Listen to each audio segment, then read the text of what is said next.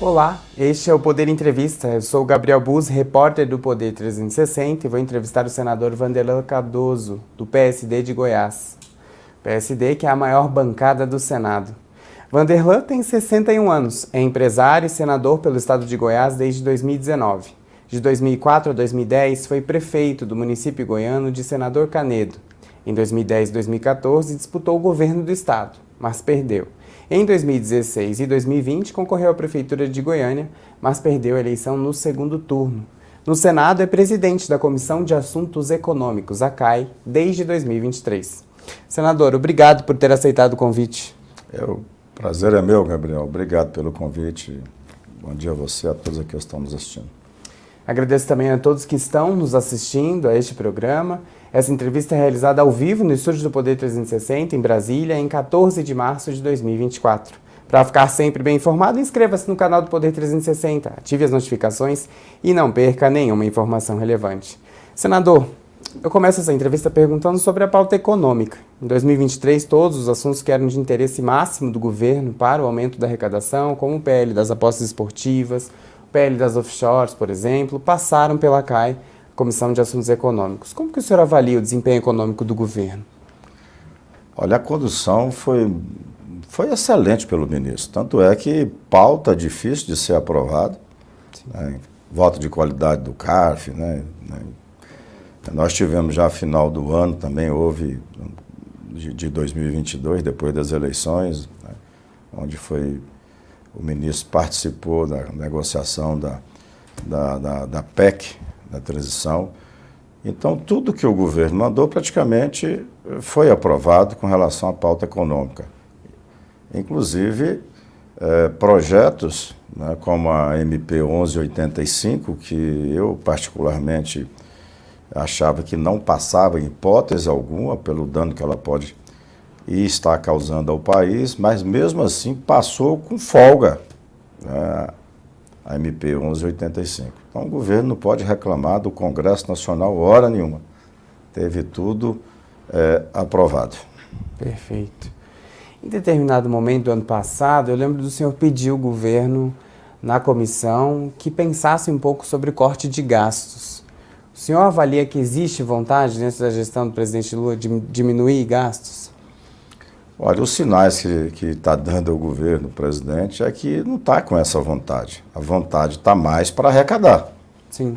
Tanto é que nós entregamos aí a reforma tributária, foi aprovada, agora vamos começar a debruçar agora nas leis complementares, mas nesse período só teve aumento de impostos, só aumento de impostos.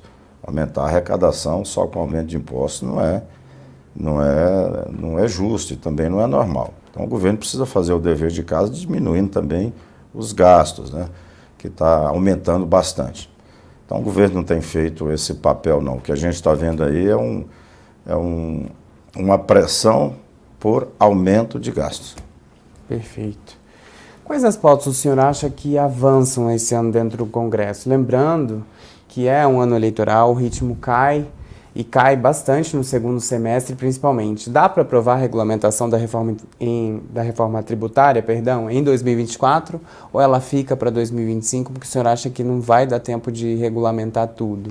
Sim, não, dá de aprovar sim. Primeiro que é interesse do governo, você viu que a reforma tributária ela foi muito bem discutida, principalmente no Senado Federal. Sim.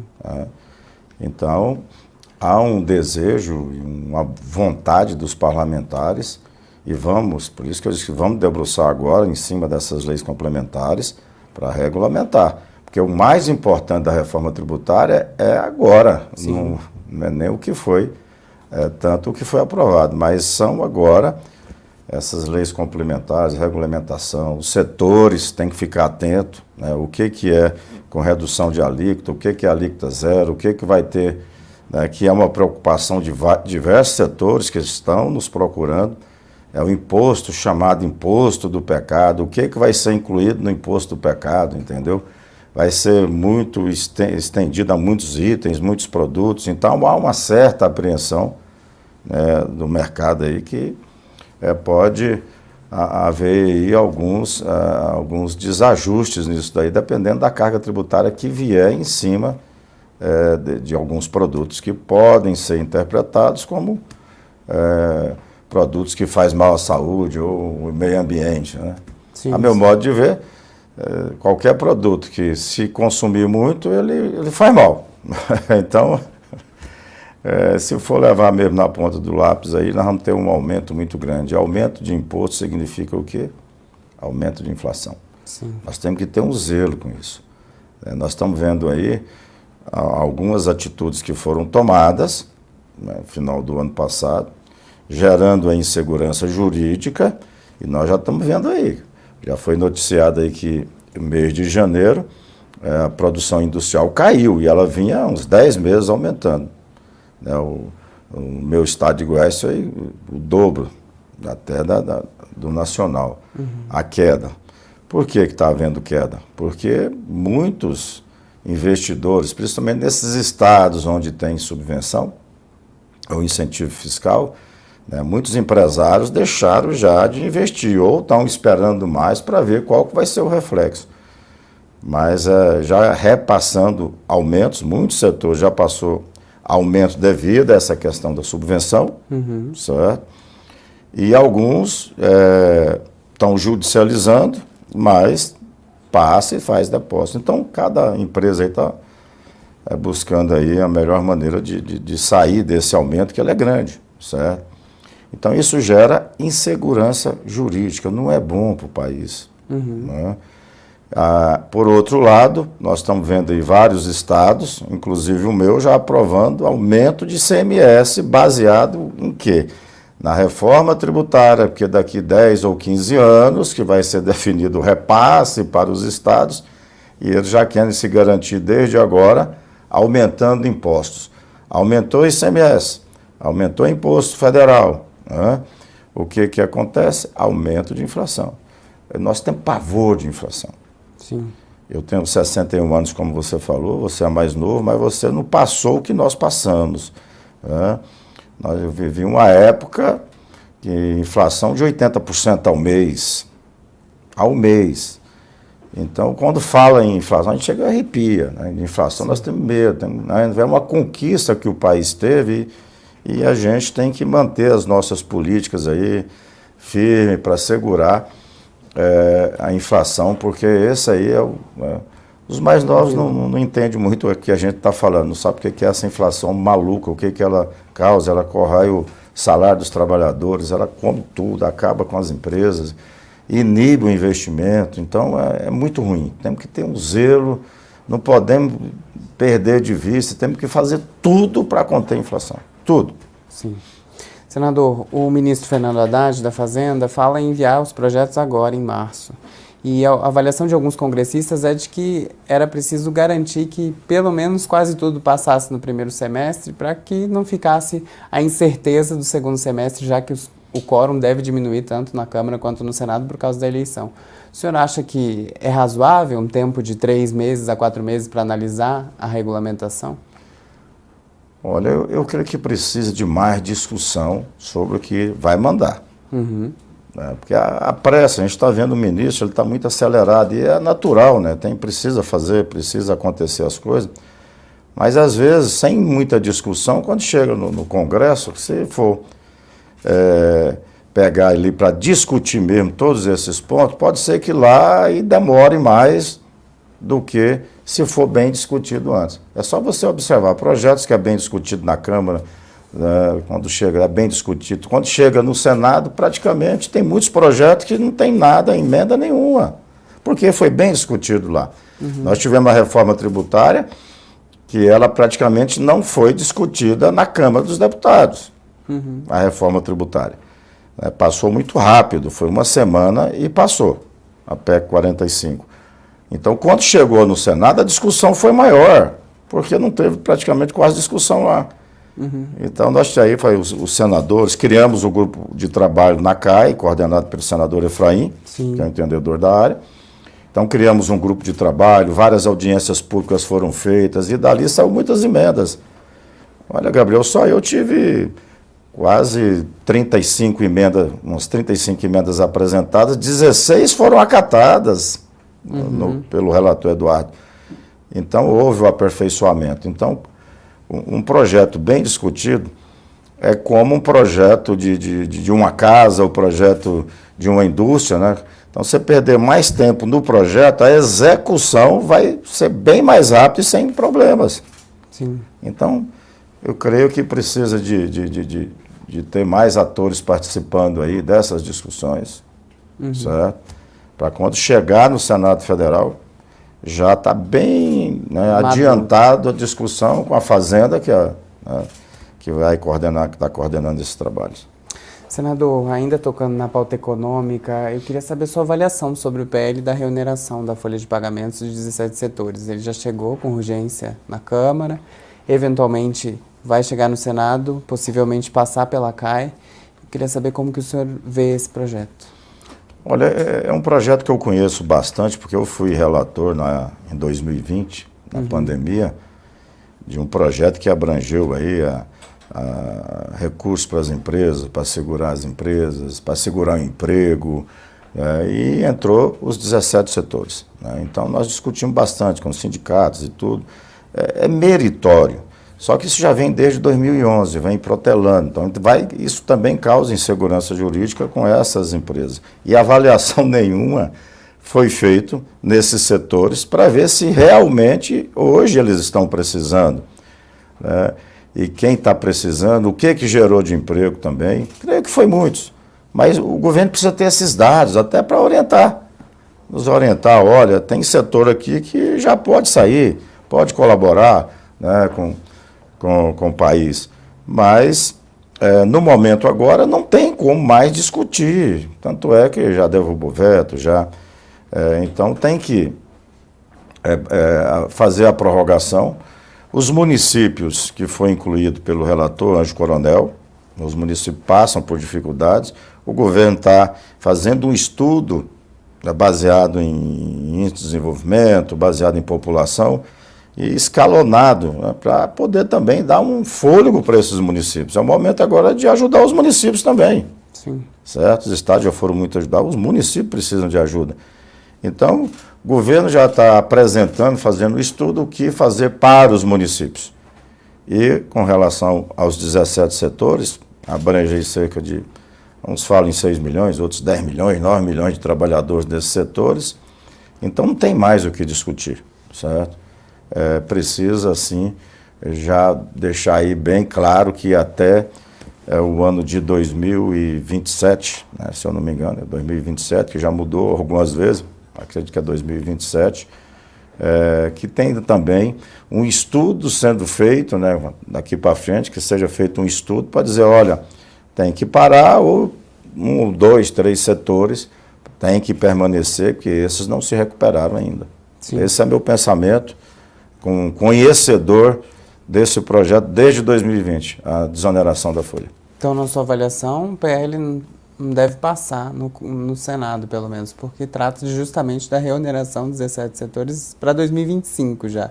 Uma reoneração gradual, né, que o ministro... o ministro está propondo uma reoneração gradual, mas o que já foi aprovado, ele garante esses 17 setores até 2027, 2027.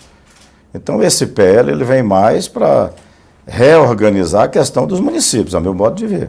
Aí sim, precisa ser através de um PL. Perfeito. Senador, eu queria falar também sobre o fim do PERSE que o governo está propondo. Para quem está nos assistindo, o PERSE é um programa de ajuda assistencial que foi criado na pandemia para o setor de eventos. O senhor avalia que é positivo acabar com o programa ou o senhor acha que é preciso fazer uma manutenção com novas regras? Em hipótese alguma, acabar com o programa. O setor de eventos foi o mais prejudicado na pandemia. Meu estado, então, nem se fala, que ali esse setor é muito grande, gera milhares de empregos. Mas nós tínhamos um impacto, um estudo que foi feito, com o valor. E os grandes eventos passou também a usufruir desse benefício, a meu modo de ver. Tem que ser revisto, não acabar, tem que ser revisto com critérios, nos moldes que está sendo proposto pelo governo aí, com alguns ajustes ou algum aperfeiçoamento que com certeza vai ser feito. Mas tem que ter limite. Sim. Nós não podemos ter programa nenhum, aí não é só o PERSE, sem limite. Da forma que está hoje, está sem limite. Está sem limite. Então, novas regras, mas não deixar de atender hipótese alguma, aquele pequeno, aquele que necessita, aquele que sofreu. Tem alguns que fechou e ainda nem retornou ainda.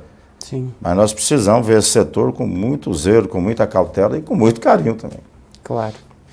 Senador, não poderia deixar de mencionar o caso da Petrobras. Nesta semana, os senhores aprovaram na CAI um convite para o presidente da estatal, Jean Paul Prats, para explicar uma eventual interferência do governo sobre o tema dos dividendos.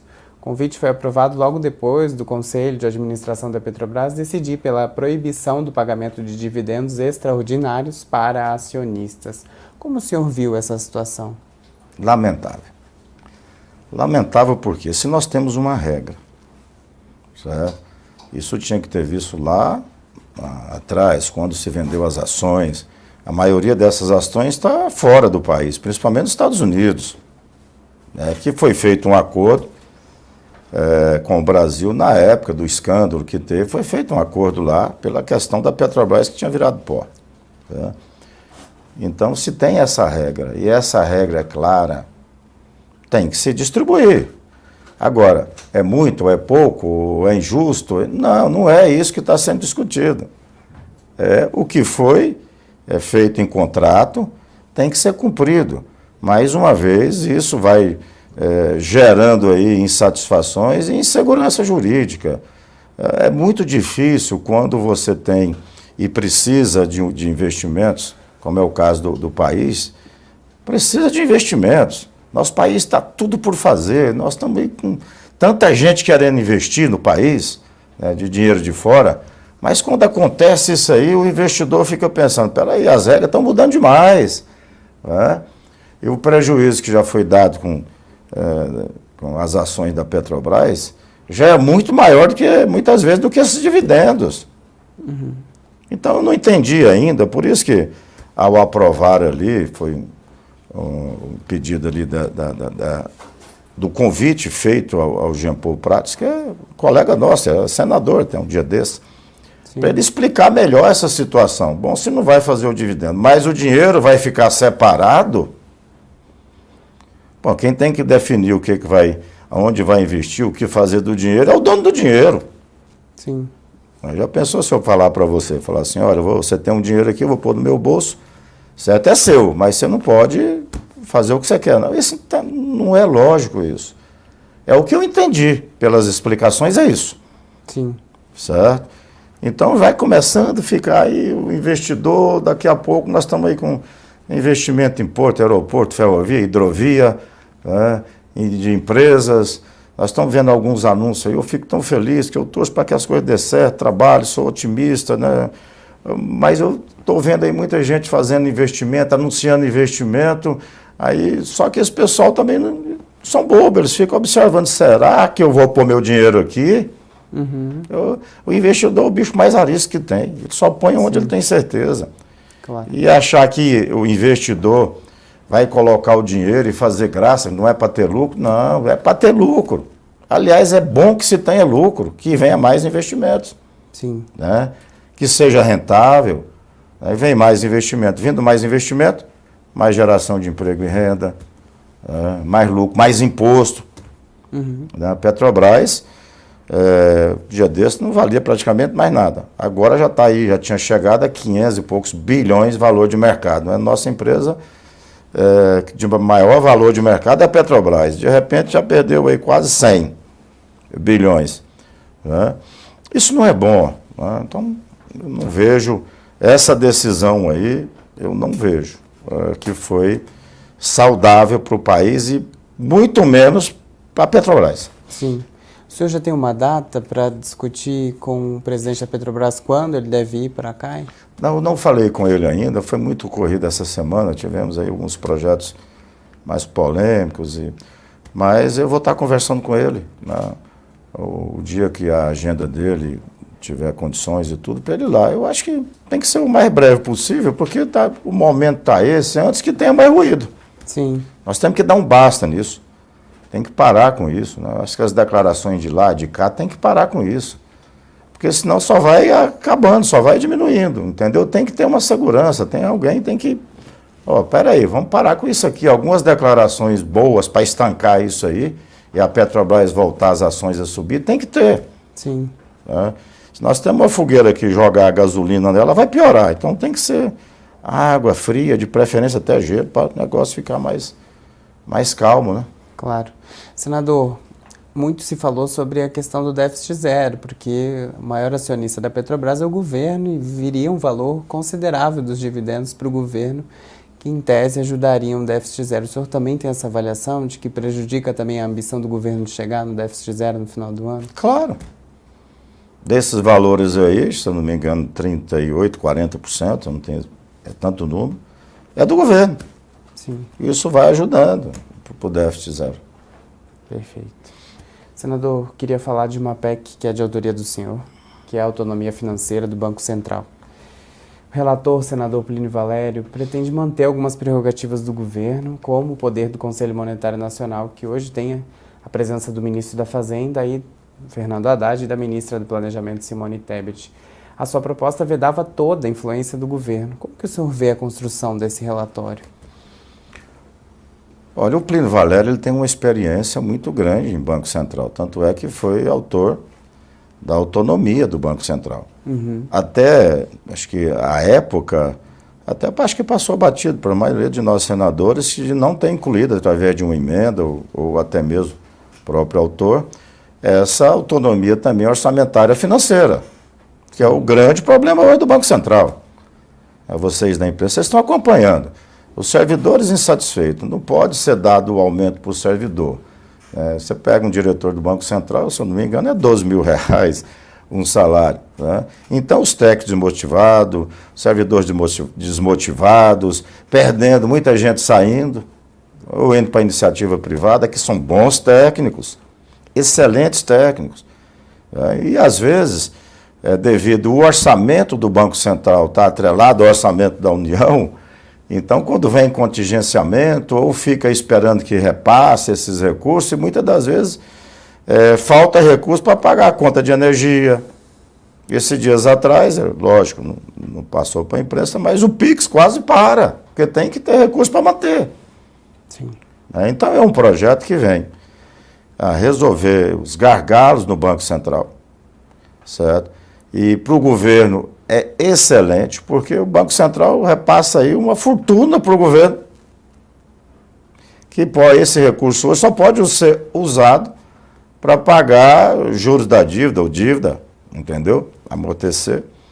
A partir do momento que aprovar essa autonomia orçamentária e financeira, quer dizer, os 5 bilhões, 5 e pouco, que é o gasto do Banco Central, com servidor, com despesa para manter o Banco Central, já fica separado, e o recurso excedente que iria para o governo, ele pode ser usado, por exemplo, para investimentos, e hoje só pode usar para pagar dívida pública. Então, para o governo é excelente, para o Banco Central é bom, para os servidores é bom, entendeu? Agora, é um projeto que, dependendo da maneira, né, que mudar, se mudar muito o projeto, não tem nem por que ter o projeto. Sim. O que deu essa condição do país estar da maneira que o país está hoje, colhendo os frutos, né?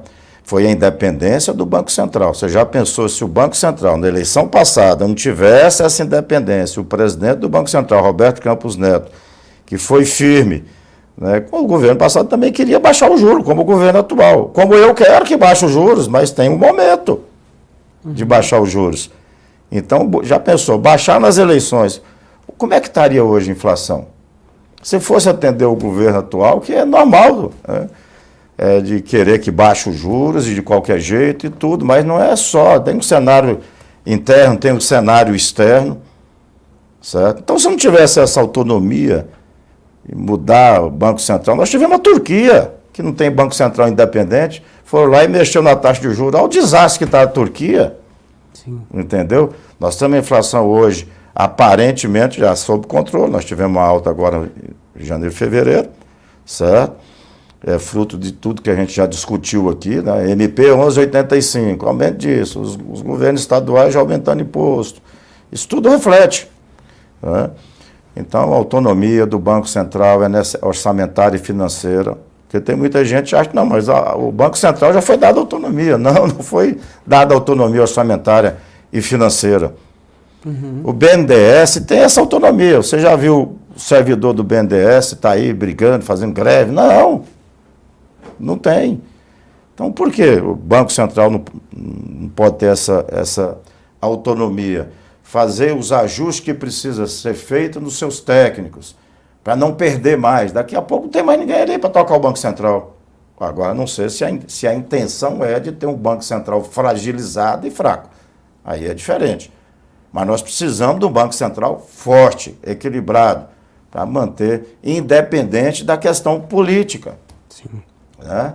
Nós temos aí, Gabriel, na gestão pública, nós temos cargos que só pode ser técnico. Não mexa com político no meio. Vai dar confusão, certo?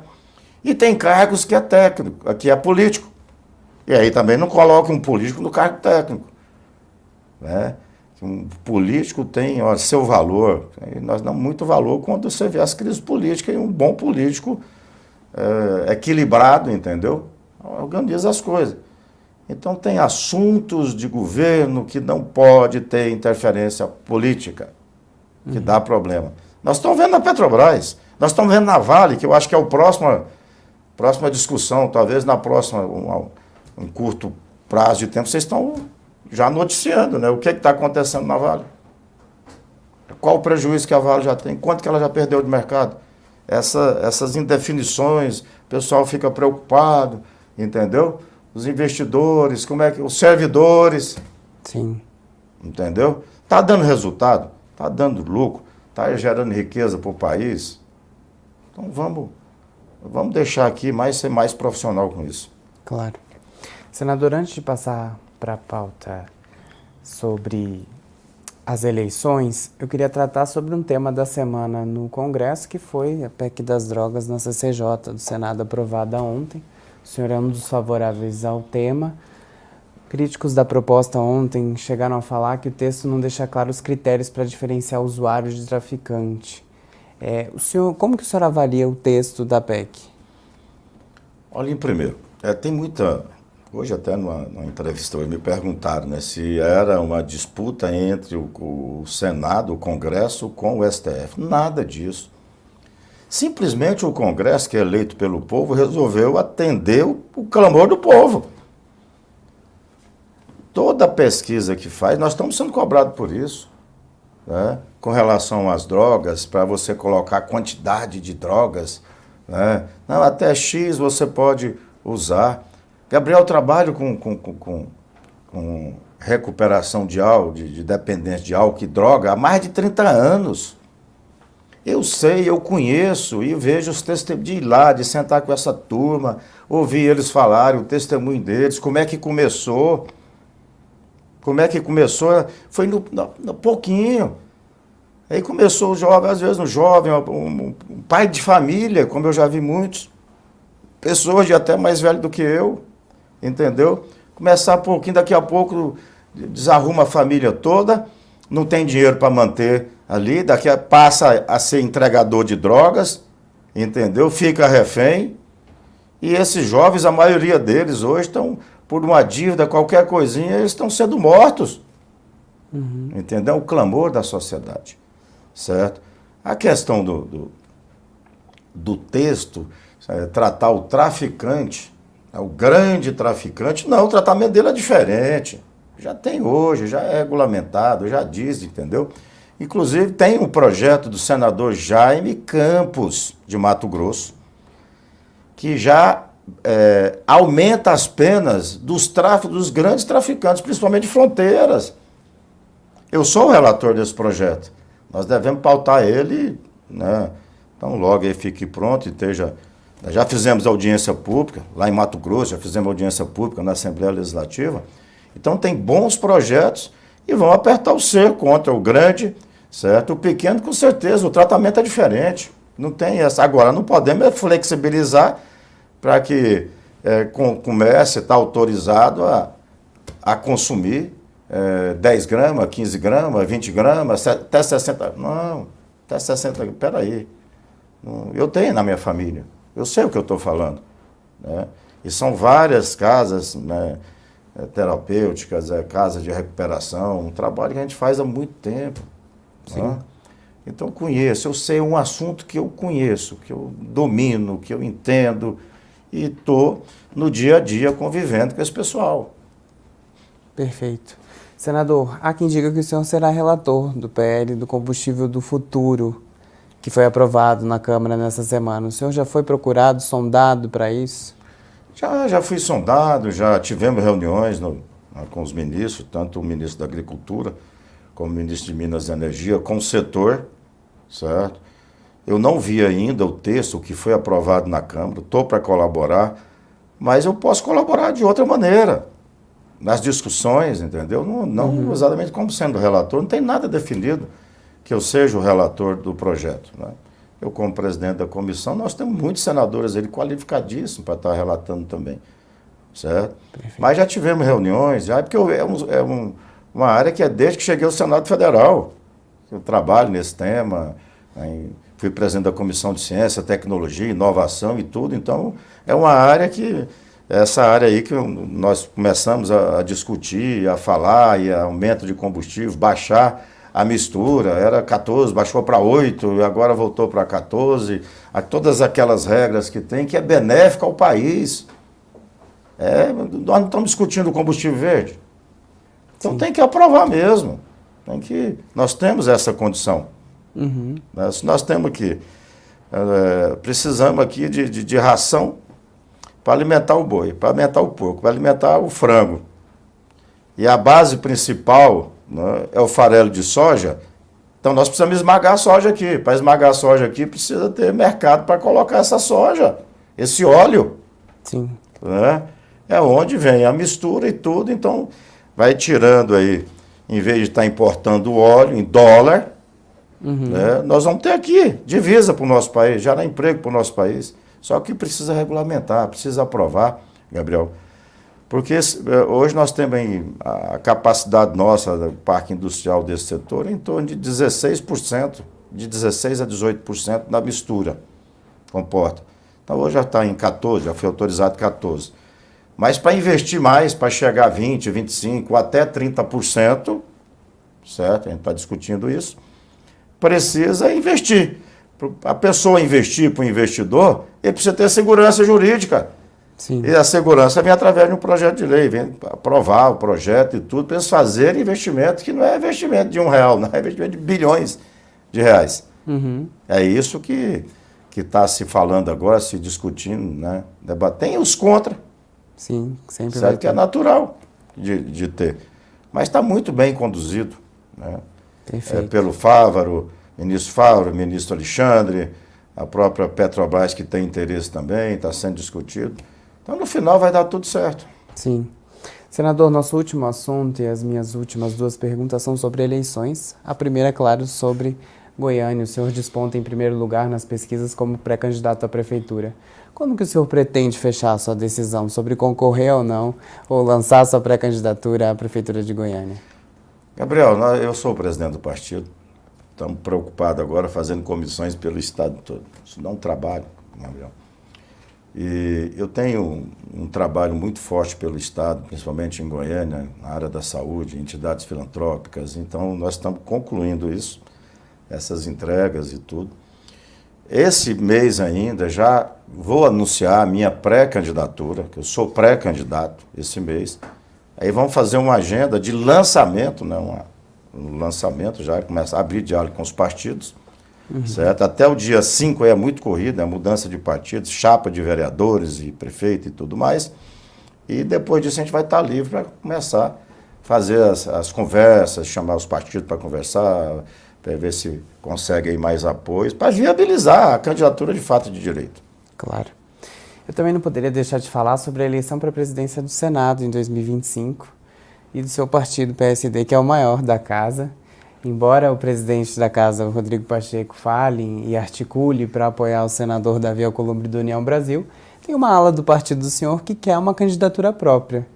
Qual a avaliação que o senhor faz? O PSD tem que ter uma candidatura própria à presidência do Senado? Olha, isso é natural, é o maior partido, tanto é que o Rodrigo é do nosso partido, é o maior partido, são 15 parlamentares, né? E que tenha nome, certo? Embora ali o senador Davi, ele tem muita gente ali, parlamentares, que tem uma tendência de apoiá-lo, né? Mas está muito longe, cara.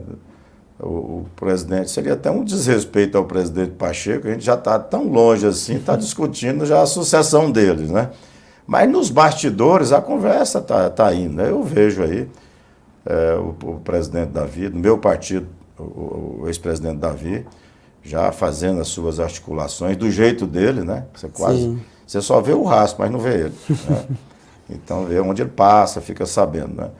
E do meu partido, a senadora Lisiane já colocou o nome, é um excelente nome, é uma mulher, entendeu?